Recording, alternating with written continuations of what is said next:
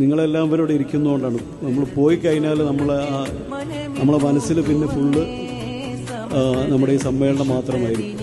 അങ്ങനെ തിരിച്ചു വരുന്നതാണ്. പക്ഷെ നമ്മൾ യഥാർത്ഥത്തിൽ 100-ാം വാർഷികം എന്നൊരു ലോക അത്ഭുതം കാണാനാണ് നമ്മൾ പോകുന്നത്.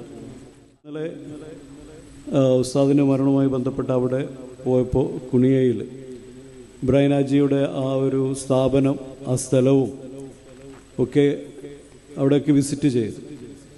ഇപ്പോൾ സാധാരണ നമ്മൾ സമസ്തയുടെ സമ്മേളനം എന്ന് പറയുമ്പോൾ നമുക്കറിയാം, ഇപ്പോൾ ടൗൺ ഹാളിൽ അല്ലെങ്കിൽ ഓരോ ഏരിയകളിലും അവിടെ സ്ഥലം എടുത്തിട്ടോ അല്ലെങ്കിൽ ഒരു പറമ്പെടുത്തിട്ട് ജസ്റ്റ് ഒരു സാധാരണ രീതിയിലാണ് നമ്മൾ നടത്താറുള്ളത്.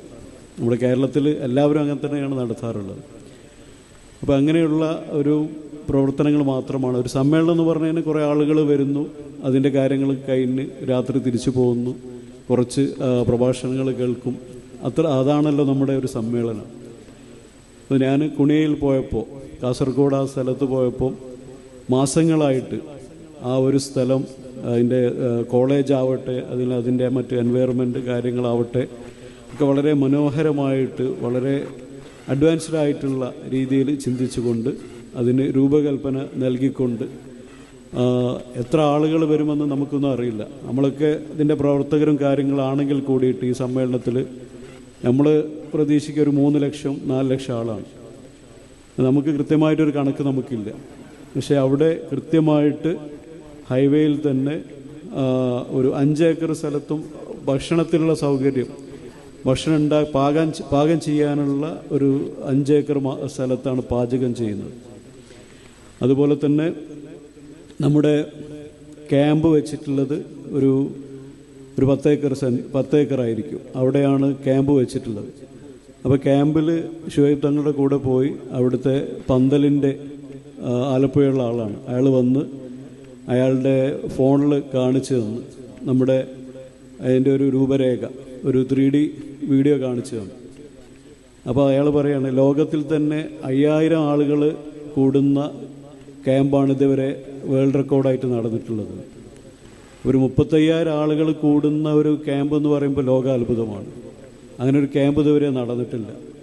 അപ്പോൾ അതും ആധുനികമായിട്ടുള്ള ഒരു വലിയ ജർമ്മൻ ഒരു പന്തൽ, അതുപോലത്തെ ഒരു 10-15 പന്തൽ ഒരുമിച്ച് ഇട്ടിട്ടാണ് ആ പന്തൽ ക്രമീകരിച്ചിട്ടുള്ളത്. ആ പന്തലിൻ്റെ ഒരു പ്രത്യേകത എന്ന് പറഞ്ഞു കഴിഞ്ഞാൽ എത്ര വെയിലുണ്ടെങ്കിലും ആ പന്തലിൻ്റെ താഴത്ത് ചൂടുണ്ടാവില്ല. അതുപോലെ ഒളു എടുക്കാനുള്ള സൗകര്യം ഒരു ഭാഗത്ത് മുഴുവനും, അതുപോലെ തന്നെ ബാത്റൂം സൗകര്യങ്ങൾ, അതുപോലെ ഹോസ്പിറ്റലിൻ്റെ ഒരു ചെറിയ വെച്ചാൽ ആളുകൾക്ക്, രോഗികളായിട്ടുള്ള ആളുകൾക്ക് കെടുക്കുവാനും അവർക്ക് വേണ്ടിയിട്ടുള്ള ശുശ്രൂഷ കാര്യങ്ങളൊക്കെ ചെയ്യാനുള്ള ഒരു 10-15 ബെഡുള്ള സൗകര്യങ്ങൾ. അപ്പം ഇങ്ങനെ വളരെ ആധുനിക രൂപത്തിൽ തന്നെ അത് രൂപകൽപ്പന ചെയ്തിട്ടുള്ള വളരെ സിസ്റ്റമാറ്റിക് ആയിട്ടുള്ള രീതിയിലാണ് ചെയ്തിട്ടുള്ളത്. ഒരു 500 മീറ്ററോ അല്ലെങ്കിൽ 250 മീറ്റർ നീളവും വിസ്താരവും ഒക്കെ ഉള്ള സ്ഥലത്താണ്. അപ്പോൾ നമ്മളൊരു സ്ഥലത്ത് നിന്ന് കഴിഞ്ഞാൽ അതിൻ്റെ സ്റ്റേജിലേക്ക് കാണാൻ പ്രയാസമായിരിക്കും. അപ്പോൾ എത്ര ആളുകൾ വന്നാലും വളരെ സുഖപ്രദമായിട്ട് അവിടെ വന്ന് ക്യാമ്പ് കണ്ട് ഇതിലൊക്കെ പങ്കെടുത്ത് പോകാൻ പറ്റും. അതുപോലെ ഓരോ ആളുകൾക്കും അവരുടെ മൊബൈൽ ഫോണിൽ QR കോഡ് സ്കാൻ ചെയ്ത് കഴിഞ്ഞാൽ അവരുടെ സ്ലോട്ട് കസാല, അതിൻ്റെ നമ്പർ വരെ അതിൽ വരും. അതാത് കസാലയിൽ പോയി ഇരിക്കാൻ പറ്റുന്ന. അപ്പോൾ ഇത്രയും വലിയ ഒരു നിങ്ങളെല്ലാം ഇവിടെ ഇരിക്കുന്നതുകൊണ്ടാണ്. നമ്മൾ പോയി കഴിഞ്ഞാൽ നമ്മളെ മനസ്സിൽ പിന്നെ ഫുള്ള് നമ്മുടെ ഈ സമ്മേളനം മാത്രമായിരിക്കും. പോകാത്തതുകൊണ്ട് നമുക്ക് അറിയാൻ പറ്റില്ല എന്താണ് അവിടെ നടക്കുന്നതെന്ന്. നമ്മളെല്ലാവരും വിചാരിക്കുന്നത് അന്ന് എങ്ങനെയെങ്കിലും ഒരു ട്രെയിൻ പിടിച്ച് പോകണം, അല്ലെങ്കിൽ 2 ദിവസം മുമ്പ് നമ്മളൊരു ബസ് ബുക്ക് ചെയ്തിട്ട് പോവുക, ആ ബസ്സിലുള്ള യാത്രയും പോകുന്ന വഴിക്ക് ചോറ് കഴിക്കുന്നതൊക്കെ ആയിരിക്കും നമ്മൾ ചിന്തിക്കുന്നത്. പിന്നെ അവിടെ ഒരു ആൾക്കൂട്ടം ഇങ്ങനെ തിരിച്ചു വരുന്നതാണ്. പക്ഷെ നമ്മൾ യഥാർത്ഥത്തിൽ 100-ാം വാർഷികം എന്നൊരു ലോക അത്ഭുതം കാണാനാണ് നമ്മൾ പോകുന്നത്.